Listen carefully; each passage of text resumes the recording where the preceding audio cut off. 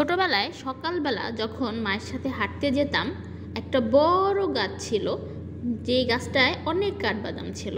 আর সেই গাছের নিচে আমি কাঠবাদাম কুড়াতাম। মাঝে মাঝে দু একটা পেতাম, বেশিরভাগ সময় পেতাম না। কিন্তু এখন হাতের কাছে, মানে একটা ছোট গাছ, সেই ছোট গাছে অনেকগুলো কাঠবাদাম ধরেছে। মানে প্রত্যেক দিন না এই গাছগুলোকে চোখে চোখে রাখি যে কবে বড় হবে, কবে বড় হবে। জানি না আল্লাহ আসলে কবে বড় করে দিবে, তাহলে মানে কাঠবাদাম খাওয়া যাবে ইনশাআল্লাহ। তো ব্যাপারটা আসলে খুব ইন্টারেস্টিং আমার কাছে। আর সব থেকে বেশি ইন্টারেস্টিং হচ্ছে যখন আমি দেখি কোনো ছোট গাছে ফল ধরেছে, আর সেই ফল পেড়ে খেতে কোনো কষ্ট করতে হচ্ছে না, বা ইজিলি সেই ফল পেড়ে খাওয়া যাচ্ছে। এই জিনিসগুলো আমার কাছে খুব ভালো লাগে সিরিয়াসলি। আল্লাহ যদি সব গাছকে এরকম ছোট ছোট করে দিত তাহলে খুব ভালো হতো।